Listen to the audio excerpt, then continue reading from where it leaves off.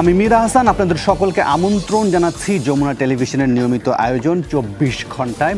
আপনারা জানেন হাতিলের সৌজন্যে বাংলাদেশ সময় রাত ১১টায় আমরা সাধারণত সমসাময়িক নানান প্রসঙ্গ নিয়ে কথা বলি। আজও এর ব্যতিক্রম নয়। আজ আমরা আমাদের আলোচনার বিষয়বস্তু নির্ধারণ করেছি, এবার জবাবদিহিতার পালা। আর এই আলোচনার জন্য আজ আমরা আমাদের স্টুডিওতে দুই অতিথিকে আমন্ত্রণ জানিয়েছি। তাদের সাথে একে একে পরিচিত হতে চাই। পরিচয় পর্বটা শুরু করবো আমার ডান পাশ থেকে। আমার ডান পাশে আছেন গণপ্রজাতন্ত্রী বাংলাদেশ সরকারের সাবেক সচিব জনাব আবু আলম মোহাম্মদ শহীদ খান। তিনি একাধারে প্রাথমিক ও গণশিক্ষা, পাশাপাশি স্থানীয় সরকার মন্ত্রণালয়ে গুরুত্বপূর্ণ দায়িত্ব পালন করেছেন। বিভিন্ন সময় রাজনীতির নানান দিক বিশ্লেষণ করেন। আপনাকে অসংখ্য ধন্যবাদ মিস্টার খান, আপনি আমাদেরকে সময় দিয়েছেন। এছাড়াও এই আলোচনায় স্বাগত জানাতে চাই কবি, লেখক এবং দৈনিক প্রথম আলোর যুগ্ম সম্পাদক জনাব সোহরাব হাসান। সোহরাব হাসান, আপনাকেও স্বাগত জানাচ্ছি। নিশ্চয়ই আপনাদের বিশ্লেষণ শুনবো। তবে আলোচনাটা শুরু করতে পারি। আজকের দিনভর গণমাধ্যম যে দিক থেকে চোখ রেখেছিল, বলা চলে গতকাল থেকেই এখন পর্যন্ত আমরা নানান জায়গা থেকে খবর পাচ্ছি, নানান জায়গায় এখনও ঘটনা ঘটছে, নানান জায়গায় যেগুলো আমরা এখন স্পষ্ট হতে পারছি না। নিশ্চয়ই কিছুক্ষণের মধ্যে আমরা স্পষ্ট হতে পারবো যে ঘটনাগুলো কী হচ্ছে। কিন্তু আজ দিনভর সকাল থেকে যে আদালত পাড়ার দিকে আমাদের নজর ছিল, সেই বিষয় নিয়ে আপনাদের মন্তব্য জানতে চাইব। বিশেষ করে আইনমন্ত্রী আনিসুল হক এবং সালমান এফ রহমান, তাদেরকে গ্রেফতার, আজকে আদালতে হাজির, 10 দিনের কারা রিমান্ড মঞ্জুর, ব্যাংক হিসেব জব্দ। এই বিষয়গুলো নিয়ে প্রথম প্রতিক্রিয়া মোহাম্মদ আবু আলম শহীদ খান, আপনার কাছ থেকে শুনেই আলোচনা এগাতে চাই। ধন্যবাদ আপনাকে। আমরা তো মিডিয়ার মাধ্যমে, গণমাধ্যমের মাধ্যমে, আপনাদের ইলেকট্রনিক মিডিয়া এবং প্রিন্ট মিডিয়া এবং আরও অন্যান্য ইউটিউবেও তো অনেক কিছু আসছে, তো তার মাধ্যমে আমরা দেখেছি যে আজকে তাদেরকে আদালতে হাজির করা হয়েছিল। আদালত প্রাঙ্গণে অনেক হইচই হয়েছে এবং তাদের বিরুদ্ধে অনেক বিক্ষোভ প্রদর্শন করেছে, ডিম ছোড়া হয়েছে। তার আগে তাদেরকে যখন গ্রেপ্তার করা হয় গতকাল সন্ধ্যায়, তখনকার কিছু ছবি টবি আসছে এবং দেখা গেল যে মোটামুটি ছবিগুলো সঠিক ছিল কিনা। তখন পর্যন্ত ফেসবুকে আপলোড করা ছবি, তো একটু সন্দেহ থাকার অবকাশ ছিল যে আসলে এগুলো ঠিক আপলোড করা হয়েছে কিনা। তো দেখেন, একজন ব্যক্তি তার অপরাধের জন্য, যে অপরাধ প্রমাণিত হতে হবে আদালতে, বা তার অভিযোগের জন্য একজন ব্যক্তি গ্রেপ্তার হতে পারেন। এই ব্যাপারে আইন শৃঙ্খলা কর্তৃপক্ষ তাদের মতো করে ব্যবস্থা নেবেন এবং আমরা সবসময় প্রত্যাশা করব ব্যবস্থাটা, যে ব্যবস্থাই গ্রহণ করা হবে সেটা যেন আইনানুগ হয়। জি মিস্টার খান, এই জায়গায় অনেকেই প্রশ্নটা তুলছেন আসলে, যে তাদের গ্রেপ্তার হওয়া বা পুলিশের যে গল্প বলার ধরন, ন্যারেশন, সেটা কি আসলে কিভাবে আমি সেখানে মানে ইন্ধনদাতা হিসেবে আমি সেখানে আসছি যে প্রথমত হলো যে তাদের গ্রেপ্তারের যে ছবি প্রকাশিত হলো, সেখানে তাদের হাত বাঁধা দেখলাম, পা বাঁধা ছিল কিনা এটা জানি না, হাত বাঁধা দেখলাম। তো দেখেন, আমাদের পুলিশ রেগুলেশন অফ বেঙ্গল আছে, তো তার ৩৩০ অনুচ্ছেদে বা ৩৩০ ধারায় কোন কোন আসামিকে হাত করা পরানো যাবে, অথবা ডান্ডাবেড়ি পরানো যাবে, অথবা হাত বেঁধে রাখা যাবে, এগুলো বলা আছে যে সেই সকল মানুষ যারা ডেঞ্জারাস ক্রিমিনাল এবং যারা পুলিশের হাত থেকে ছুটে পালিয়ে যেতে পারে।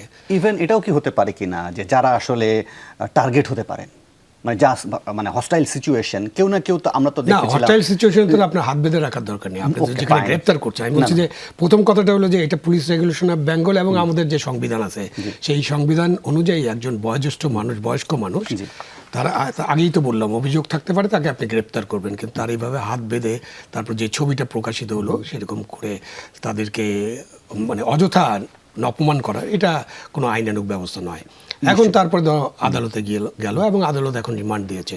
আপনি যেটা জিজ্ঞেস করছিলেন যে তাদের যে মামলা, ইন্ধনের মামলা, ওই নিউ মার্কেট এলাকায় দুজন ব্যক্তি মারা গিয়েছিলেন, একজন সবুজ মিয়া, আরেকজন হক, নামটা শাহজাহান। তো ওই মামলায় ইন্ধন দিয়েছেন বলে তাদের একটা মামলা দাঁড় করানো হলো। এই বিষয়টা তো একই রকম মনে হয়। মানে আগে যা হতো এখন তাই হচ্ছে। আগে ধরেন ওই শনি রাখরার দিকে একটা মিউনিসিপ্যালিটির ট্রাঙ্কে পড়লো, আর ফখরুল সাহেব ছিলেন পল্টনে, তো বলা হলো যে ফখরুল এই গাড়ি পুড়িয়েছে। এটাকেই কেউ বলছেন যে তাদের প্রকৃত অপরাধ মানে আড়াল করা প্রয়াস কি এটা হতে পারে, অর্থনৈতিক অন্ধকারের জগৎ। অফকোর্স যে আপনি এই ধরনের মামলা দিলে যেটা হবে, আজকে তো ফখরুল সাহেবের বিরুদ্ধে যত মামলা আছে এগুলো তো কোনো এতদিন ধরে চলছে, তাকে কতবার হাজির করা হয়েছে, কতবার জেলখানায় নেওয়া হয়েছে, কিন্তু এইসব মামলা কোনো প্রমাণ করা যাবে না। এই ধরনের মামলা সাধারণত প্রমাণ করা খুবই দুরূহ। এই ধরনের মামলার একটাই উদাহরণ আমাদের মনে পড়ে, জুলফিকার আলী ভুট্টোকে ফাঁসি দেওয়া হয়েছিল হুকুমের আসামি হিসাবে। ওটা ছিল জেনারেল জিয়ার শাসন আমল, মানে পাকিস্তানি জেনারেল জিয়া, নট আমাদের জেনারেল জিয়া। সেই সময় ওই পাকিস্তান দেশে ওটা করা সম্ভব ছিল। এখনও কিন্তু পাকিস্তানে ইমরান খানকে ওইটা করা সম্ভব না, যে ইমরান খানের লোকজন তো ক্যান্টনমেন্টও হামলা চালিয়েছে। তো আপনি এইরকম সাজানো মামলা এবং গল্প যদি বানান, তাহলে তো ডিফারেন্স হচ্ছে না।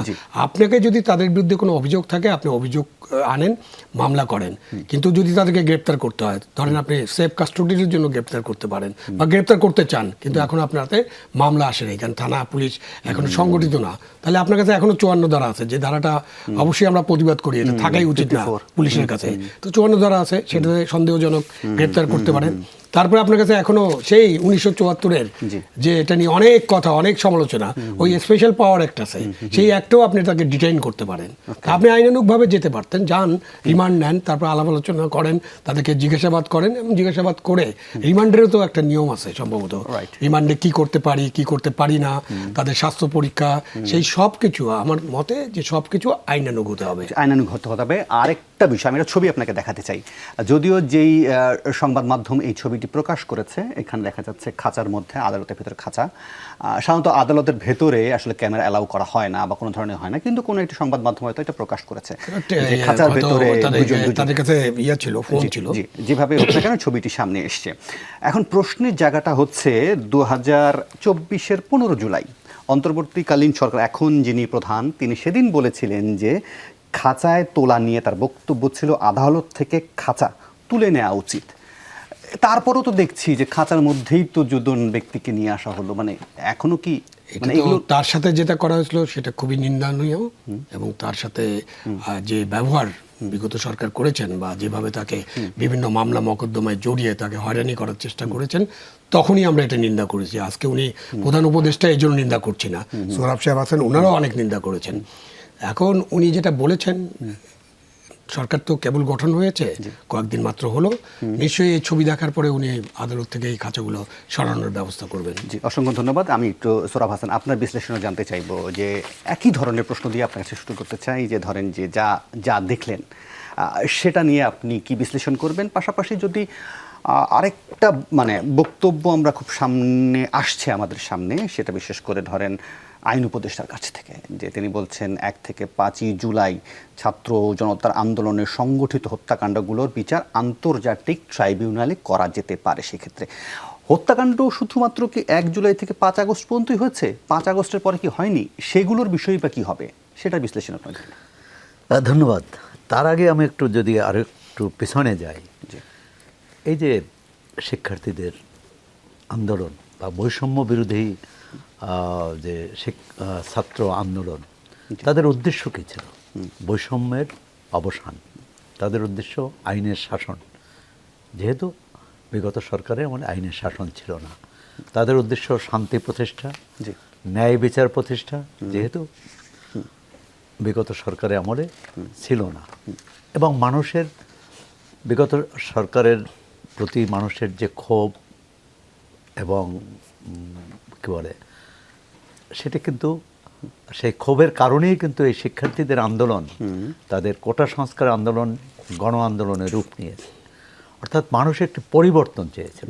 পরিবর্তনটি কিন্তু ব্যক্তির নয়, ব্যবস্থার পরিবর্তন। এবং প্রধান উপদেষ্টা সহ অন্যান্য উপদেষ্টা এবং শিক্ষার্থীরা যারা আন্দোলনে নেতৃত্ব দিয়েছেন, তারাও কিন্তু বলছেন যে তারা ব্যবস্থার পরিবর্তন চান। ওকে, কিন্তু এই যে আপনি যে মামলার কথা উল্লেখ করলেন, বা মামলার যেভাবে চলল, যেভাবে আসামিদের অভিযুক্তকে গ্রেপ্তার করা হলো, যেভাবে রিমান্ডে নেওয়া হলো, এটি কিন্তু তাদের সেই অঙ্গীকারের সঙ্গে কোনোভাবে যায় না, সেই আগের ধারায়। অর্থাৎ বিএনপির, আওয়ামী লীগের আগের তো বিএনপি ছিল, বিএনপি যেভাবে রাজনৈতিক প্রতিপক্ষকে অথবা যে কোনো একজন অভিযুক্তকে যেভাবে হেনস্থা করছে সামাজিকভাবে, প্রথমত হচ্ছে বিচারের আগে কোনো মানুষের বিচার করা যাবে না, এবং বিচারটা বিশ্বাসযোগ্য হতে হবে। শুধু বিচার তাহলে হলেই এই হবে না। এই মুহূর্তে অন্তর্বর্তীকালীন সরকার কি করতে পারত? ধরুন আরো কথা বলি, যে ধরেন আমরা সেনাপ্রধানের বক্তব্য থেকে আমরা যেটা পাচ্ছি যে তিনি বলছেন যে এখনো মানে অনেকেই তাদের কাছ থেকে জীবনের আশ্রয় প্রার্থনা করে বা নিরাপত্তা হেফাজতের কারণে 90 জনের মতো সরকার দলীয় লোকজন আছে তাদের কাছে। খুব ঠিক ভালো। আছে, ঠিক আছে, তাহলে কি করতে পারে এখন? না না, কি মানে তাহলে তাদেরকে- করতে পারে যে তাদের বিরুদ্ধে এখনো সম্ভবত মামলা হয়নি। মামলা হলে মামলা অনুযায়ী জি। আইনের প্রয়োগ হবে, কিন্তু আইনের অপপ্রয়োগ হবে না, জি। আইনের অতিপ্রয়োগ হবে না। যে অতিপ্রয়োগটা রাজনৈতিক সরকারগুলো এতদিন করে আসছে, ধরে নিলাম 5 আগস্ট পর্যন্ত করেছে, 6 আগস্ট পর্যন্ত কিন্তু আমরা সেটি চাই না।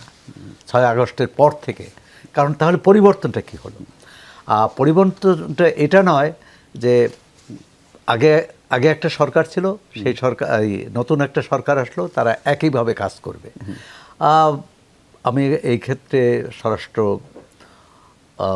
স্বরাষ্ট্র মন্ত্রণালয়ের যে উপদেষ্টা, তারও দৃষ্টি আকর্ষণ করতে চাই, সবিনয়ে তাকে জানাতে চাই যে তিনি এই বিষয়টি কিভাবে দেখছেন বা দেখবেন। বিষয়টি হচ্ছে যে বাংলাদেশের মূল সমস্যা কিন্তু আইনের শাসন। আমরা আইনের শাসন প্রতিষ্ঠা করতে কিন্তু পারি না। আইনের শাসন তো প্রতিষ্ঠার জন্য আচ্ছা, নিশ্চয়ই একটা যেমন আপনি বললেন যে থাকবে। এই যে যারা 90 জন আছে, তাদের আইন অনুযায়ী হবে। Okay. তাদেরকে বলতে পারে যে এখন যদি সেনা হেফাজতে থেকে থাকে, তারা আইন অনুগ যে কর্তৃপক্ষের কাছে হস্তান্তর করবে, এবং তাদের বিরুদ্ধে অভিযোগের ভিত্তিতে এই যে রিমান্ড নেওয়াটা কিন্তু মানুষের মধ্যে একটা ভয় তৈরি করে। জি।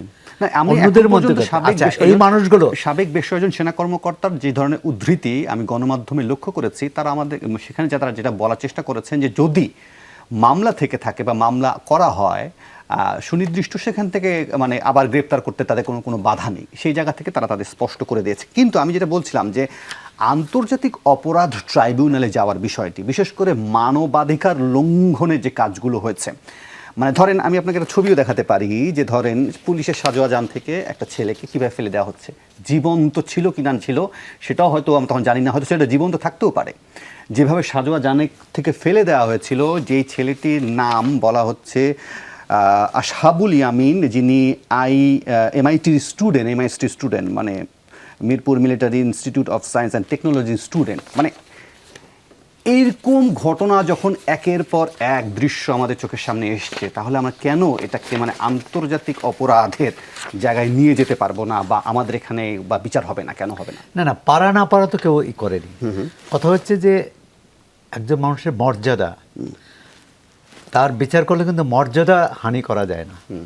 ফাঁসি হতে পারে, অনেক বিপ্লবীর তো ফাঁসি হয়েছে, পৃথিবীর অনেক বিপ্লবী ফাঁসি দিয়েছে, কিন্তু তার মানুষ হিসেবে তার মর্যাদাটা রাখতে হবে। গত 15 বছরের আওয়ামী লীগ শাসনের কিন্তু একটা বড় অভিযোগ যে তারা মানুষকে মর্যাদা দেয়নি, দম্ভ দেখিয়েছে, তারা মানুষকে অপমান করেছে ক্ষমতাসীনরা। কিন্তু একই কাজ এই সরকার করবে, এটি কিন্তু মানুষ চায় না। দ্বিতীয় হচ্ছে যে এই যে জঘন্য অপরাধের কথা বললেন, যে গাড়ি থেকে ফেলে দেওয়া অথবা মানে গুলিবিদ্ধ গুলি একজন করা। মানুষ, তাকে তো খুব দ্রুততার সাথে নিয়ে যাওয়া উচিত ছিল যে আশপাশে হাসপাতাল, রাস্তার মধ্যে পুরো ওই ছবি দেখা যাচ্ছে, ফেলে দেওয়া হচ্ছে একটা। না, এই কাজের জন্য তো যে আর্মার্ড না, না, ভেহিকলটা এখন কথা হচ্ছে যে- চালাচ্ছেন কথা হচ্ছে তার যে- বিরুদ্ধে তো হত্যা মামলা হবে। এখন আপনি তো হত্যা মামলা হলে তো কোনো অসুবিধা নেই। মানে হত্যা মামলা হবে, তা হত্যা মামলার যে এটা প্রমাণিত হলে তার ফাঁসি হতে পারে, কিন্তু কথা হচ্ছে যে সেটি সাধারণ মানে আদালতে হোক সেটাই বা- বলার চেষ্টা করছে, তিনি নিশ্চয় কারো না কারো অর্ডার এটা করেছেন। সেটা তো মামলা হলে, তদন্ত হলে না বের হবে। সুতরাং আপনি Okay, প্রথমে আপনি কিন্তু আগে যে তো- ব্যক্তি জড়িত তার নামে হত্যা মামলা করেন, তদন্ত করেন, তারপরে আরো বের একের হবে। পর এক চেইন একের ধরে পর আদালত- এক বেরিয়ে আসবে। ওকে, একের পর এক চেইন এখন ধরে যে আগে আসবে। হ্যাঁ, আমাদের উদ্বেগটা কোথায় জানেন? কোথায়? আওয়ামী লীগ এই 15 বছর কিন্তু ক্ষমতায় ছিল, 15 বছর 7 মাস। বিএনপির এমন কোনো নেতা নেই যে যাদের নাম বলে এরা দুর্বৃত্ত, অপরাধী, খুনি, ডাকাত, ইত্যাদি, অর্থ পাচারকারী, এসব অভিযোগ বলেছে তো 15 বছর ধরে, এবং শত শত মামলা করেছে, লাখ লাখ আসামি করেছে, কিন্তু কজনের বিচার করতে পেরেছে, কজনের দণ্ড দিতে পেরেছে? আমি তো হাতে গোনা 2-4 জন ছাড়া কাউকে দেখি না। তার মানে এই যে মানে রাজনৈতিক আওয়াজ আর প্রকৃত বিচার, এই দুটোর মধ্যে যে আকাশ পাতাল ফারাক, সেটি এখন থাকবে না। একটি রাজনৈতিক সরকার তার রাজনৈতিক স্বার্থ আদায়ের জন্যে অথবা উদ্দেশ্য পূরণের জন্যে যে কাজ করেছে এই অন্তর্বর্তী সরকার, যার দায়িত্বই হচ্ছে রাষ্ট্রের রূপান্তর, যার দায়িত্বই হচ্ছে একটি স্বৈরতান্ত্রিক ব্যবস্থা ছিল, সেই ব্যবস্থা থেকে গণতান্ত্রিক ব্যবস্থায় নিয়ে যাওয়া। সেখানে বোধহয় মানুষ কিছুটা মানবিক মূল্যবোধ, কিছুটা নৈতিক মূল্যবোধ, কিছুটা আইনের যথাযথ ব্যবহার, অতি ব্যবহার না, মানে রাজনৈতিক উদ্দেশ্যে ব্যবহার না, এটি প্রত্যাশা করে, দাবি করে। অবশ্যই। আবু আলম শহীদ খান, আপনার একটু বিশ্লেষণ শুনতে চাইবো। মানে আর আধা ঘন্টা পরেই আর 45 মিনিট পরেই হচ্ছে 15ই আগস্ট আসবে, যেটা আসলে অলরেডি আপনি জানেন যে এক্সিকিউটিভ অর্ডারে সেটা বাতিল করে দেওয়া হয়েছে। 15ই আগস্টের ছুটি, সেখানে তো ব্যাখ্যা বিশ্লেষণ নানান প্রকারে আসছে। আপনার বিশ্লেষণটা কীরকম হবে? তার আগে আমরা একটু ওই আগের জায়গায় যাই। কোনটা? এখানে সংবিধানের 35(5) অনুচ্ছেদ যেটা আছে, আমাদের 35-এর যে 5 উপ অনুচ্ছেদ, যেটা সৌরভ ভাই বলছিলেন যে কোনো ব্যক্তিকে যন্ত্রণা দেওয়া যাবে না, নিষ্ঠুর, অমানসিক এবং লাঞ্ছনাকর দ্বন্দ্ব দেওয়া যাবে না। তো আমাদেরকে এই সংবিধান, আমাদের যে আইনগুলো আছে, আমাদের যে পুলিশ রেগুলেশনস আছে, আমাদের যে দণ্ডবিধি আছে, আমাদের যে ফৌজদারি কার্যবিধি আছে, এগুলোর মধ্যে থেকেই এই ব্যবস্থাগুলো নিতে হবে। এখন আমরা আসি যে আপনি যেটা জিজ্ঞেস করছিলেন যে এক্সিকিউটিভ অর্ডার দিয়ে যে ছুটিটা বাতিল করা হয়েছে।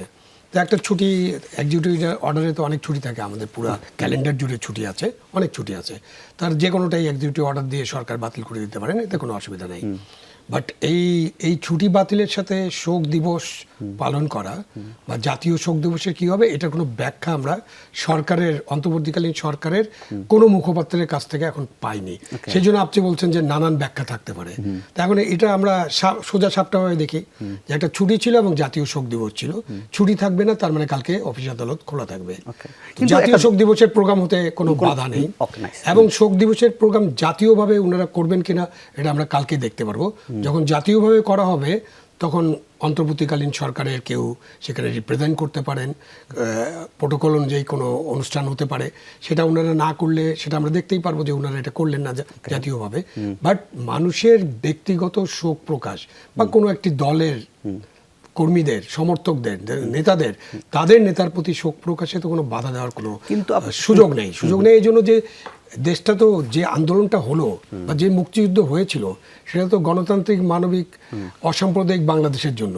এবং এই আন্দোলনে কিন্তু ওই যে সুবিচার পাওয়া, ন্যায্যতা পাওয়া, বৈষম্য দূর করা, গণতান্ত্রিক অধিকার, হ্যাঁ, কারোর উপর যাতে নির্যাতন, নিপীড়ন না হয়, এই জন্য তো এই আন্দোলনে শত শত ছাত্র, শিক্ষার্থী, নারী, শিশু, শ্রমজীবী মানুষ তারা প্রাণ দিয়েছে, এবং পরবর্তীকালেও অনেকের প্রাণ গিয়েছে নানান কারণে। সকল হত্যারই বিচার হওয়া উচিত এবং তদন্ত করতে হবে, সেটা ঘোষণাও আছে আমাদের অন্তর্বর্তীকালীন সরকারের। তো এখন যখন আমরা এই অধিকারের জন্য লড়াই করলাম, রক্ত দিলাম, তখন আরেকজনের অধিকার কেন আমি খর্ব করব?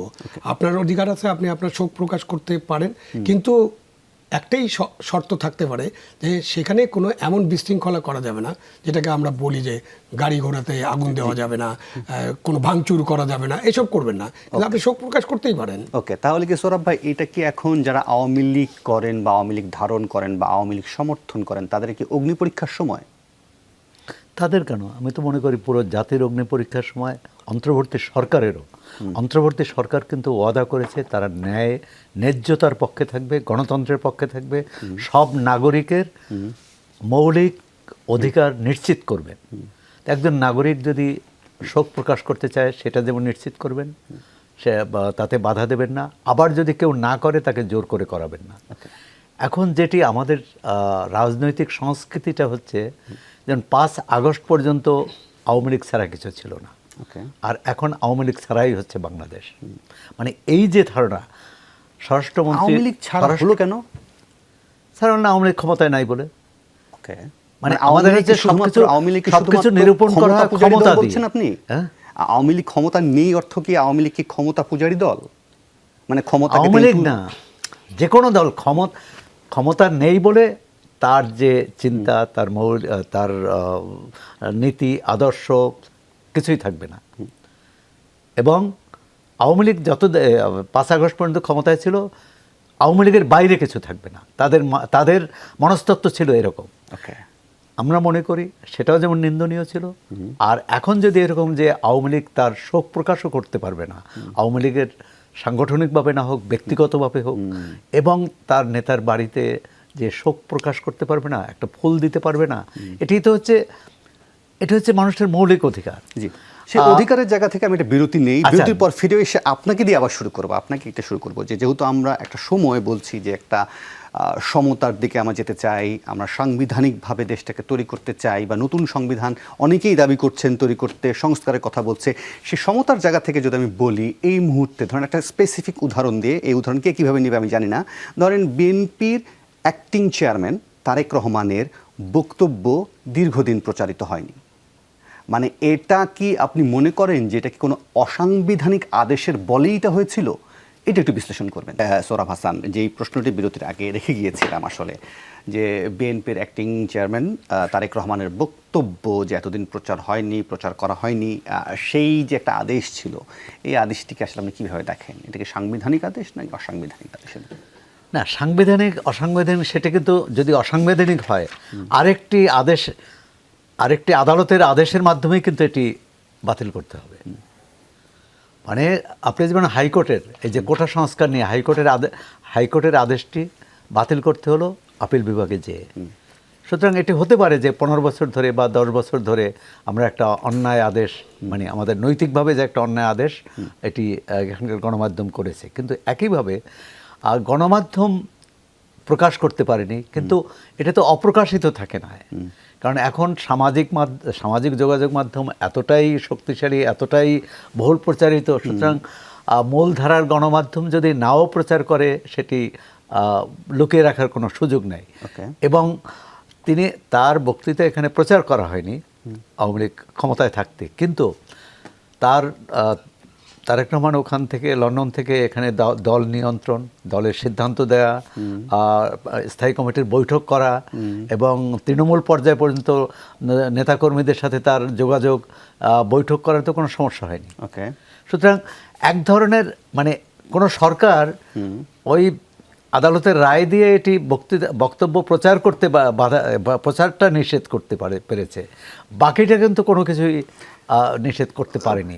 আমি সংবাদপত্রের বা সংবাদ মাধ্যমের এডিটোরিয়ালের প্রশ্ন তো আপনার কাছে নিশ্চয়ই আসবো, কিন্তু আমরা কি এইটা খুঁজে দেখবো কিনা যে এই রিটটা আসলে কারা করেছিল, এই অসাংবিধানিক আদেশটা বা আদেশটা সাংবিধানিক নিয়ে কি বা অসাংবিধানিক কারা কোন বিচারক দিয়েছিল, এগুলো কি আমরা এখন জবাবদিহিতা আনতে পারি? কেন না, শুধু এটা কেন, শুধু এটা কেন লেখক সোহরাব হাসান কি না, এটা কেন, এই আমলে যতগুলো এরকম যেসব রায়ের ব্যাপারে আমাদের আপত্তি, উদ্বেগ এবং নৈতিক প্রশ্ন আমরা করছি, একইভাবে বিএনপি এর আগে বিএনপি আমলে, এমনকি সেনা সমর্থিত তত্ত্বাবধায়ক সরকারের আমলে যত রায় হয়েছে, সব রায় নিয়ে প্রশ্ন তো অবশ্যই করা যাবে, চ্যালেঞ্জও করা যায়।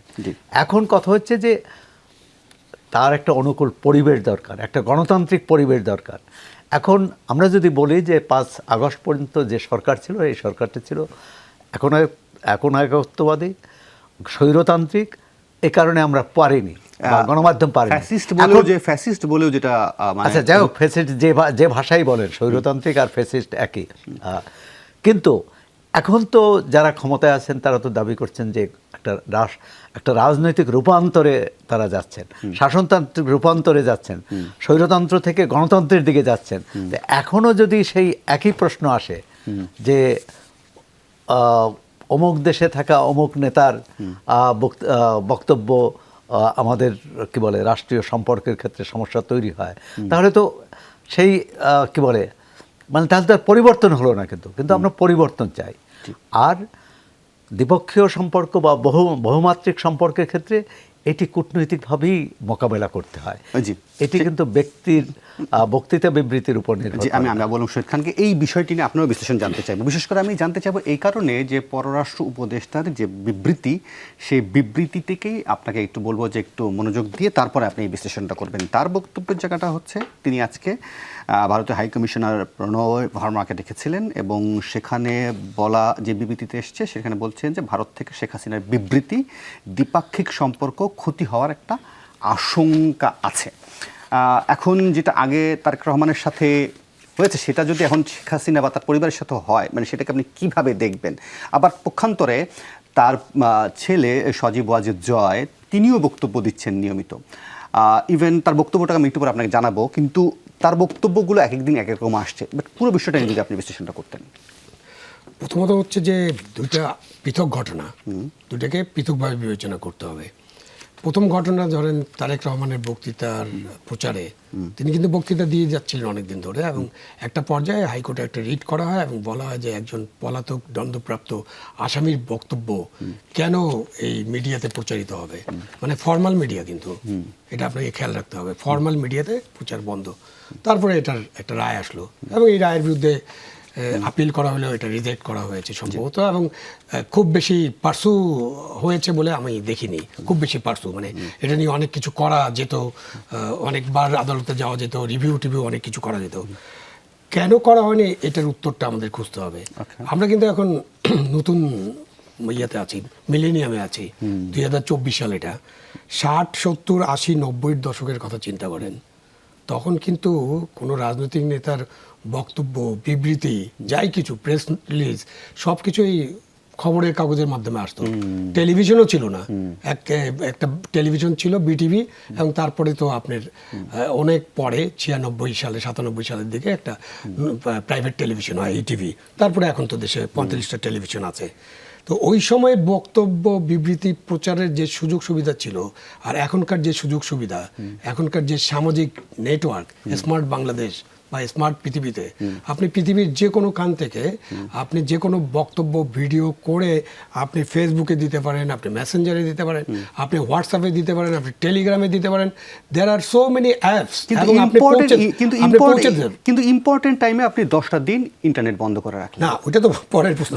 আপনি যেটা জিজ্ঞেস করছেন যে তারেক রহমানের বক্তব্য কিন্তু মানুষের কাছে পৌঁছানো, মানে তার সমর্থক কর্মীদের কাছে পৌঁছানো, এমনকি টেলিফোনে কথা বলা তো আপনি বিরত রাখতে পারেন নাই। সো ওইটা একটা ফিউটাইল এক্সারসাইজ ছিল।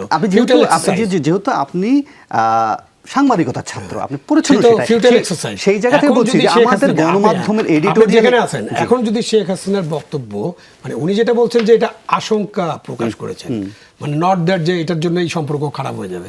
আসলে ভারতের সাথে আমাদের সম্পর্ক খারাপ হওয়ার 101টা কারণ খুঁজে বের করতে হবে। তারপরেও আমরা ভারতের সাথে সম্পর্ক খারাপ করতে পারবো না। সেটা হলো আমাদের অবস্থা। ইভেন প্রণয় ভার্মাও তো ক্লিয়ার করে দিয়েছেন যে সমর্থন আছে। হ্যাঁ, প্রণয় ভার্মাও তো ক্লিয়ার করে দিয়েছেন যে আজকে যখন তিনি এসেছিলেন তখন বলেছেন যে দুই দেশের মানুষের স্বার্থে অন্তর্বর্তী সরকারের সঙ্গে কাজ চালিয়ে যেতে চান। প্রথম দিনই বলেছেন, জি। তো সুতরাং এই দেশে প্রধানমন্ত্রী ভারতের সাথে আমাদের সম্পর্ক যদি আপনি বিবেচনা করেন, এমনকি 75-এর 15ই আগস্ট, এখনই তো 15ই আগস্ট আবার শুরু হয়ে যাবে, বঙ্গবন্ধু এবং তাকে সপরিবারে হত্যা করার পরে যে সরকার আসছিল তার সাথে কি ভারতের সম্পর্ক ছিল না? জেনারেল এরশাদের সাথে কি সম্পর্ক ছিল না? বেগম খালেদা জিয়ার সাথে কি সম্পর্ক ছিল না? সো ভারতের সাথে আমাদের প্রত্যেক সরকারের সম্পর্ক ছিল। হ্যাঁ, সম্পর্কের মধ্যে মাঝে মাঝে টানাপোড়েন হতে পারে, কিছু জিনিস নিয়ে আমাদের সাথে তাদের কথাবার্তা হতে পারে, আমাদের কিছু ন্যায্য বিষয় আছে যেগুলোতে ভারত সরকারের কাছ থেকে আমরা হয়তো ন্যায্য ব্যবহার এখন পর্যন্ত পাইনি, বা ন্যায্যতার ভিত্তিতে আলাপ আলোচনা করে এগুলো সমাধান হয়নি। বাট ভারতের সাথে আমাদের সম্পর্ক নিকট প্রতিবেশী এবং একটা বড় দেশ হিসেবে আমাদেরকে রাখতে হবে। সুতরাং এইসব কথাবার্তা বলে তো ভারতের সাথে আমাদের সম্পর্ক নষ্ট হবে না। এখন যদি আপনি শেখ হাসিনার বক্তব্য সেন্সর করতে চান, করতে পারেন গভর্নমেন্ট, সেটা কোর্টে যেতে পারেন। কিন্তু তারেক রহমান ছিলেন দ্বন্দ্বপ্রাপ্ত ফিউজিটিভ আসামি, শেখ হাসিনা এখন পর্যন্ত সেটা না। তো সেই ক্ষেত্রে সমান করতে হবে, মানে লেভেল প্লেইং ফিল্ডে যেতে হবে। আপনি এটা মনে করেন কিনা, ধরেন আমরা একটা খুবই মানে সভ্য দেশের কথা বলি বা সভ্য দেশ হতে চাই, আপনি কি মনে করেন না কারাগারে থাকা একটা মানুষ সেও বলতে পারে যে আমি কারাগারে ভালো নেই, এখানে আমাকে যে খাবারটা দেওয়া হচ্ছে সেটা ভালো খাবার দেওয়া হচ্ছে না? কেউ কি বলতে পারে না? অবশ্যই বলতে পারে। ওকে, ফাইন। আপনি তো সেই জায়গায় যান নাই এখন, দেশটাকে এইটার উত্তর দিয়ে দেয়, দেশটাকে সেই জায়গায় নেওয়ার জন্যই কিন্তু এই ছাত্র, শ্রমিক এবং আমাদের সাধারণ মানুষ, শিশু, নারীরা প্রাণ দিয়েছে সেই জায়গায় নেওয়ার জন্য। ওকে, ফাইন। কিন্তু আপনি যদি এক্স প্রাইম মিনিস্টারের ছেলের বক্তব্য দেখেন, তিনি যে বক্তব্য দিচ্ছেন সেটাকেও কি আপনার মনে হয় কি ম্যাচিউর বক্তব্য কিনা? তিনি বলছেন যে বাংলাদেশে 90 দিনের মধ্যে নির্বাচন নিশ্চিত করবে ভারত, আশা জয়ের। এটা তার বক্তব্য, এই বিষয়ে আমার কোনো কমেন্ট নেই, এবং এই কমেন্ট নেই এই জন্য যে এই বক্তব্যের কোনো মূল্য নেই আমার কাছে, কারণ এই ধরনের বক্তব্য দেওয়ার কোনো কারণ নেই। এবং ভারত বাংলাদেশে নির্বাচন নিশ্চিত করবে, এটা ভারত কখনোই করবে না। তিনি এই মন্তব্য রাজি নন। না, এই সাবেক প্রধানমন্ত্রী দেশ ত্যাগের পর অনেকগুলো বক্তব্য বিবৃতি এসেছে, এবং এটি কিন্তু আবার কোনটি আসল নকল সেটা নিয়েও প্রশ্ন উঠেছে।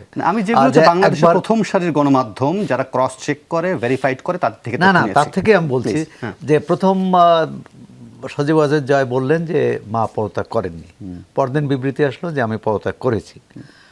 পরদিন আবার সজীব ওয়াজেদ জয় বললেন যে মার নামে যে ওই বিবৃতি গিয়েছে বা কথিত খোলা চিঠি সেটি ভুয়া, সঠিক নয়, যদিও ভারতের গণমাধ্যমে এটি বহুল প্রচারিত হয়েছে।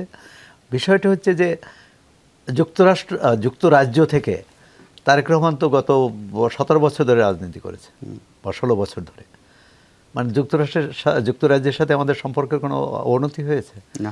তাহলে একজন নাগরিক হিসেবে বা সাবেক প্রধানমন্ত্রী হোক বা যে পদেই হোক, জি। তার বক্তব্যটাকে দেখতে হবে একজন ব্যক্তির বক্তব্য, বা একটা দলের প্রধানেরও বক্তব্য হতে পারে, কিন্তু সেটার সাথে দ্বিপক্ষীয় বা পাক্ষিক সম্পর্কের বা তাই জয় এখন ওয়াশিংটনে থেকে যেসব বক্তব্য বিবৃতি দিয়েছেন, বাংলাদেশকে উদ্বেগ প্রকাশ করেছে ওয়াশিংটনের কাছে যে এই বক্তব্য বিবৃতিতে দ্বিপক্ষীয় সম্পর্ক কি বলে অবনতি হতে পারে। আসলে হচ্ছে যে ভারত বাংলাদেশের এই সম্পর্কের মধ্যে অনেকগুলো না, বাংলাদেশ অন্তর্বর্তী সরকার আপত্তি জানালেও মানে মার্কিনীদের এটা কি আসে যায়, তারা তো তাদের পলিসিতে চলবে, সেটা না হয় আলাদা বিষয়। কিন্তু আমি আরেকটা প্রশ্ন করতে চাই, আরেকটা ছোট্ট জিনিস জানতে চাই। শেখ হাসিনার সাথে আমরা দেখতে পাচ্ছি গণমাধ্যমে বা সোশ্যাল মিডিয়াতে কিছু কিছু ভিডিও আসছে যে অনেকেই টেলিফোন আলাপ করছেন।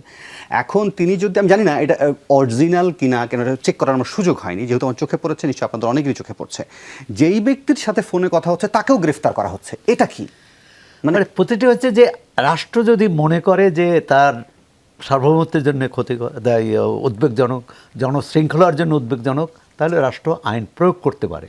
কিন্তু এই যে রাষ্ট্রের উপলব্ধি বা রাষ্ট্র যে এটি মনে করবে, এই মনে করার ভিতরে কিন্তু আইনের দ্বারাই করতে হবে, আইনের বাইরে কিছু যেতে পারবে না। এখন এটি হচ্ছে ওই যে আপনি বিচারকের রায়ের ক্ষেত্রে যেটা সত্য, যিনি মনে করবেন তিনি যে মনে করছেন সেটা কতটা ন্যায়সঙ্গত। আমরা যদি দেখি যে যিনি 15 দিন আগে আইনমন্ত্রী ছিলেন, দুর্দণ্ড প্রতাপশালী সাবেক প্রধানমন্ত্রীর উপদেষ্টা, তাদের আজকের মানে একই ব্যক্তিত্ব। তো সুতরাং আমার মনে হয় যে এই ক্ষমতা নির্বিশেষে যদি বিষয়গুলো বিবেচনা করা হয়, এখন হ্যাঁ এটা যদি উস্কানি থাকে তার মধ্যে, এই টেলিফোন কনভার্সনে যে কেউ তো টেলিফোন করতে পারে, কিন্তু সেটা যদি ব্যক্তিগত আলাপ করতে পারে, কুশল জানতে পারে, কিন্তু সেটার মধ্যে যদি কোনো উস্কানি থাকে, কোনো বিদ্রোহ ঘটানোর চেষ্টা থাকে, এমনকি জনশৃঙ্খলা নষ্ট হয়, এরকম কিছু হয়, তখন সরকার এটা হস্তক্ষেপ করতে পারে বা ওই নাগরিককে যে আইনের আওতায় আনতে পারে। এর বাইরে আইনের আওতায় আনা ওই নাগরিকের অধিকার। আমি আপনার দুজনকে ছোট্ট করে একটা প্রশ্ন করে বিরতিতে যাব, আপনি চেষ্টা করবেন এক লাইনের মধ্যে আমাকে এটা বলার জন্য। যে ধরেন আপনি বলছিলেন যে দুর্দান্ত প্রতাপশালী একজন আইনমন্ত্রী, একজন দুর্দান্ত প্রতাপশালী একজন অর্থ উপদেষ্টা, আজ থেকে 5 তারিখের আগে তারা কীরকম ছিল, এখন কীরকম, মানে এক বাক্যে যদি বলেন এই পরিস্থিতিটাকে আপনি কি বলবেন? এটি তো আমাদের রাজনীতির একটা বড় কি বলে বিরোধাভাস, মানে একটা বড় ট্র্যাজেডিও বলতে পারি, যে এটি তো হওয়ার কথা না। তিনি অন্যায় করলে তিনি জেলেও যেতে পারে, কিন্তু মানুষ কেন ভাববে যে আজকে তিনি জিরো আর 5 দিন আগে 15 দিন আগে তিনি হিরো ছিলেন, এটি কেন ভাববে? মানুষ ভাববে মানুষ হিসাবে। কিন্তু আমরা যখন ক্ষমতায় থাকি তখন আমরা মানুষ মনে করি, নিজেকে মানুষ মনে করি না, দেবতা হতে চাই। আর যখন ক্ষমতার বাইরে থাকি তখন তাকে মানে তখনও আবার সোহরাব হাসান তাকে হিরো বলে মনে করছেন, কিন্তু আমি গতকালও যখন একজন আলোচকের সাথে এই টেবিলে আলাপ করছিলাম, তারা দুজনেই যে বক্তব্যটা আমাকে দিয়েছিলেন যে তারা দুজনেই দেশের আইন এবং অর্থনীতিকে নিয়ে নানান ধরনের অপকর্ম করেছেন, যার কারণে আজকে তাদের এই পরিণতি বা এই পরিস্থিতির সামনে দাঁড়াতে হচ্ছে। আপনার এক বাক্যে কি মনে হয় যে এটাকে আপনি কীভাবে? না অবশ্যই এটা তো, যে কেউ কোনো অন্যায় করে থাকেন, কারো কোনো অপরাধ হয়ে থাকে, তাদেরকে তো বিচারে সোপর্দ করতেই হবে, এই ব্যাপারে তো কোনো দ্বিমত করার অবকাশ নাই। বাট আপনার পদ্ধতিটা কি? পদ্ধতিটা আপনার রাষ্ট্রের যে আইন, সংবিধান, বিধিবিধান এর আলোকে ঘটতে হবে। সেখানে আপনি পদ্ধতি নিয়ে আমরা কথা বলছি, আমরা ব্যক্তি নিয়ে কথা বলি না। কোন ব্যক্তি দদ্দণ্ড প্রতাপশালী ছিলেন না ছিলেন, ওইটাই তো একটা ব্যাড নেগেটিভ। মানে এই যে এত প্রতাপ থাকতে হবে কেন? উনি তো একজন মানুষ, উনি জনগণের প্রতিনিধি হিসাবে নিজেকে দাবি করেন, সুতরাং উনি জনগণের অংশ হবেন। উনি তো এত প্রতাপশালী হওয়ার দরকার নেই, এবং প্রতাপশালী হলে এরকম বিয়োগান্তক পরিণতি হবে, ওই যে ট্র্যাজেডি হয়ে যায়, এটা ট্র্যাজেডি। জি, আমি এই জায়গায় থামাই, এটা বিরতি নেই। বিরতির পর ফিরে এসে আরও বেশ কিছু আলোচনা আছে, বিশেষ করে প্রশাসন এবং সরকারের শীর্ষ পদগুলোতে নানান ধরনের পরিবর্তন হচ্ছে, রদবদল হচ্ছে, সেগুলো নিয়ে একটু আলোচনা করা দরকার। সোহরাব হাসান, আপনার কাছে জানতে চাইব, পাশাপাশি আরেকটি ব্রেকিং স্টোরি আমাদের কাছে আসছে, যে সেটি হচ্ছে ডেপুটি স্পিকার শামসুল হক টুকু, তিনিও গ্রেপ্তার হয়েছেন। আচ্ছা, যাই হোক, আমি সেই আলোচনা যাব, নিশ্চয়ই সেটা নিয়ে বর্ণনা করবেন, কিন্তু পাশাপাশি আরেকটা বিষয় তো নিশ্চয়ই খুব জরুরি। ধরেন একটা সময় তো টেলিফোনে আড়ি পাতা হতো, সেই কালচার কি চলবে, থাকবে? থাকা উচিত না কোনো স্বাধীন দেশে, থাকা উচিত না। শুধু তা না, এত গোয়েন্দা বিভাগও থাকা উচিত না। মানে এই গোয়েন্দা ভিত্তিক কার জন্যে? যদি অন্য দেশের নাগরিকের জন্য করে ঠিক আছে, অন্য দেশের জন্য করে, যেমন কাউন্টার ইন্টেলিজেন্স যেটা করে সেটা ঠিক আছে, কিন্তু নিজ দেশের নাগরিকের জন্য, নাগরিকের বিরুদ্ধে কেন মানে রাষ্ট্রকে অর্থ খরচ করতে হবে? অপরাধ করলে তাকে জেলে নিয়ে নেবে, তার বিরুদ্ধে ব্যবস্থা নেবে, কিন্তু একজন রাষ্ট্র কেন প্রথম ধরেই নেবে যে নাগরিক তার শত্রু? মানে এটা তো ব্রিটিশ ঔপনিবেশিক শক্তি করতো, ঔপনিবেশিক শাসকরা। তখন তো টেলিফোনই ছিল না, কি আড়ি পাতা? হ্যাঁ, যাই হোক, যেভাবে পারতো পিছনে পিছনে টিকটিকি করতো আর কি। তারপর পাকিস্তান হলো, পাকিস্তান থেকে আমরা বাংলাদেশ হলাম, এবং এখন আমরা কি বলে অবাধ তথ্য প্রবাহের যুগে, এবং এটা আড়ি পেতেও তো কিছু করতে পারে না। তাহলে তো সব সরকার এই যে আবারও গণমাধ্যমের দিকে প্রশ্ন ওঠে যে ধরেন আড়ি পাতা তো একে অন্যায়, অসাংবিধানিক, একটা মানুষের নাগরিক নিরাপত্তা নিশ্চিত মানে বিঘ্নিত করা, সেটা যখন ট্যাপ হয় এবং গণমাধ্যমে প্রচার হয়, তখনও কি গণমাধ্যমকে প্রশ্ন তুলব না আমরা? প্রশ্ন সবটাই তুলব, প্রশ্ন কেন তুলব না? কিন্তু এগুলো তো এন্টারটেইন করা হয়েছে না হলে সেটা প্রশ্ন হবে, এবং সেটা আইন লঙ্ঘন করলে আমরা আইনের কাছে প্রতিকার চাবো। কিন্তু আবার কেউ যদি এই প্রশ্নটি করে বা কোনো গণমাধ্যম প্রচার করলো, তাকে হুমকি দেওয়া যাবে না। হ্যাঁ, তাকে অপতথ্য ভুল তথ্য বলে মানে পুরো গণমাধ্যমকে শত্রু করা যাবে না। রাইট, কিন্তু এখনো কি আপনি শঙ্কা করেন যে আমরা প্রশ্ন করতে পারবো কি পারবো না? পাশাপাশি অন্য কোনো জায়গা থেকে আবার ফোন আসবে না যে এটা বন্ধ করো, ওটা বন্ধ করো, এটা দেয়া যাবে না, ওটা দেয়া যাবে না, এরকম কি শঙ্কা করেন? শঙ্কা তো থাকেই, এবং শঙ্কা না থাকলে তো আমরা শঙ্কা থেকে বেরিয়ে আসবো কি করে? এখন রাষ্ট্রকে এই অভয় কে দেবে? সরকারকে দিতে হবে, কিন্তু সরকার সবেমাত্র দায়িত্ব নিয়েছে, তারা সব ক্ষেত্রে হয়তো দৃষ্টি এখনো দিতে পারেনি, কিন্তু অনেক প্রশ্ন আছে। প্রশ্নটা হলো যে আমরা দৃশ্যমান পরিবর্তন দেখছি, গুণগত পরিবর্তন কিন্তু দেখছি না। মানে কোনো ক্ষেত্রেই এই যে আপনি মামলার ক্ষেত্রে বলুন, আটকের ক্ষেত্রে বলুন, অথবা রাষ্ট্র পরিচালনার এই যে বিভিন্ন সরকারি অফিসগুলোর ক্ষেত্রে, যেমন কেউ যে বললো যে তার পদত্যাগ চাই, এখন আগে তো বিচার করতে হবে। একটা হতে পারে যে আগের সরকারের দালালি করেছে, সেটা একটা হতে পারে, বা তারা অনেকে স্বেচ্ছায় পদত্যাগ করছে, কিন্তু কেউ যদি ভয়ে পদত্যাগ করে, কেউ যদি অপরাধ না করে তাকে যদি পদত্যাগ করতে বাধ্য করা হয়, সেটি কিন্তু অন্যায় হবে। জি, আমি আবু আলম শহীদ খান আপনার কাছে আবার আসবো, তবে আবারও দুটি ব্রেকিং নিউজ আমরা পাচ্ছি। সেখানে বলা হচ্ছে ডেপুটি স্পিকার শামসুল হক টুকু, প্রতিমন্ত্রী জুনায়েদ আহমেদ পলক এবং ছাত্রলীগের নেতা ঢাকা বিশ্ববিদ্যালয় শাখার তারা নিকুঞ্জ থেকে তানভীর হাসান সৈকত, এই এখন পর্যন্ত আমরা 4 জনের গ্রেপ্তারের খবর পাচ্ছি।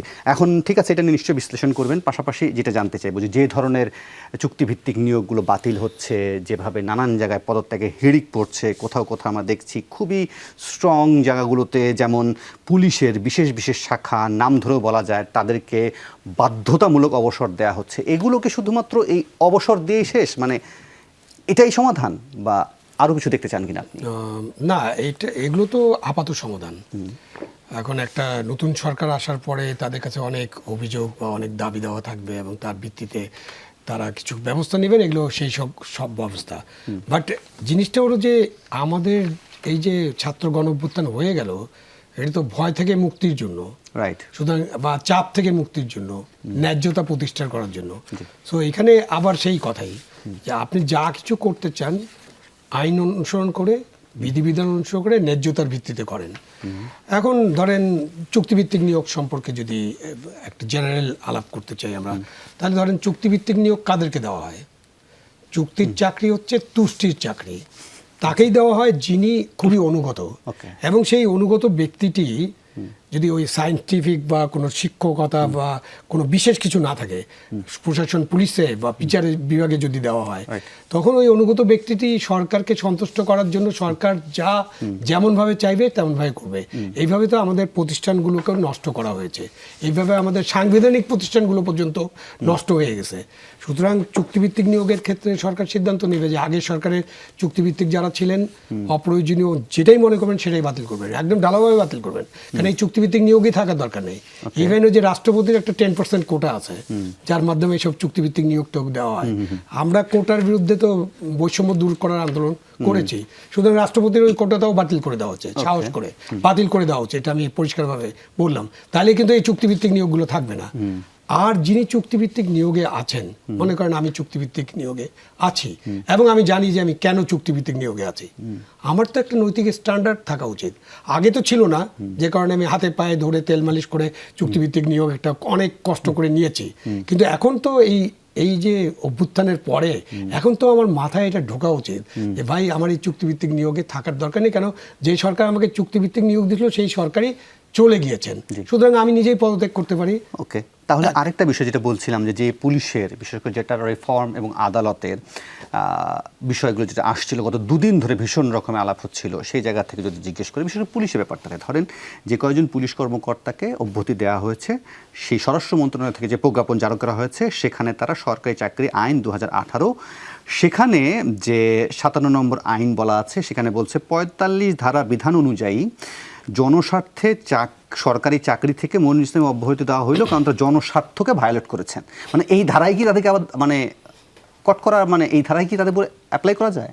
এই 25 বছরে যে মানে আমরা বের করে দিই চাকরি থেকে, এটা একটা কালো আইন। আচ্ছা, এবং 2018 সালে রাখা আছে। সরকার তো কালো আইন চেঞ্জ করবে না, কোনো সরকারই করে না। কেন? ওই যে 74 সালে একটা কালো আইন আছে না, স্পেশাল পাওয়ার অ্যাক্ট, তা আপনি কি দেখছেন এই 50 বছরে আইনটা চেঞ্জ হয়েছে? তারপরে আরো বড় বড় কালো আইন আসছে, সিকিউরিটি অ্যাক্ট আছে, ডিজিটাল সিকিউরিটি অ্যাক্ট, তার আগে সাইবার সিকিউরিটি অ্যাক্ট ছিল, তারপরে আপনার অনেক আইন আছে কালো আইন। কোনো সরকার কালো আইন পরিবর্তন করে না। কেন করে না? সরকারকে বলতে হবে। করে না মানে তারা আরও চাপ সৃষ্টি করতে চায়, তারা দমন পীড়নের মাধ্যমে ক্ষমতায় থাকতে চায়। এটা হলো আমাদের 54 বছরের সরকার এভাবেই চলেছে, এখন হয়তো চলবে না, আমরা আশা করবো এখন চলবে না, কারণ ওই ভয় থেকে মুক্তির জন্যই তো এই গণ অভ্যুত্থান। তো এখন আপনি 25 বছরে কেন তাকে আপনি বিদায় করবেন? আপনি কারো বিরুদ্ধে যদি অভিযোগ থাকে, অভিযোগ গঠন করেন, প্রথম তাকে নিউট্রাল করেন, কেন তাকে যদি আপনি ওই একটা সেন্সিটিভ সংগঠনের শীর্ষে বসিয়ে রাখেন, তাকে দিয়ে যে কাজটা করানোর দরকার সেটা হয়তো করতে পারবেন, এটা খুবই স্বাভাবিক। এবং এটা সরকার মনে করতে পারে যে আগের সরকারের যেহেতু উনি ছিলেন, বেনিফিশিয়ারি ছিলেন, আমাদেরকে ওইভাবে সাহায্য নাও করতে পারে, এটা একটা সরকারের বিশ্বাস নাও থাকতে পারে। সুতরাং আপনি তাকে নিউট্রাল করেন, নিউট্রাল করার পরে আপনি তার বিরুদ্ধে ব্যবস্থা নেন। তার যদি দুর্নীতির অভিযোগ থাকে দুর্নীতি মামলা করেন, তার বিরুদ্ধে যদি ফৌজদারি অপরাধ থাকে, এই যে ওই গাড়ি থেকে ফেলে দিয়েছিল, ফৌজদারি অপরাধ, আপনি হত্যা মামলা করেন। তার বিরুদ্ধে যদি আপনি অদক্ষতার অপরাধ থাকে, অভিযোগ থাকে, তাহলে ডিপার্টমেন্টাল প্রসিডিংস করেন, করে আপনি এগুলোর ব্যবস্থা করেন, আইন অনুযায়ী যান। যে অসংখ্য ধন্যবাদ আবু আলম শহীদ খান এবং সোহরাব হাসান, আপনারা দুজনের মূল্যবান মন্তব্য দিয়েছিলেন, সময় দিলেন, এই জন্য অসংখ্য ধন্যবাদ। কাল আবারও দেখা হবে, ভালো থাকবেন, সুস্থ থাকবেন, শুভরাত্রি।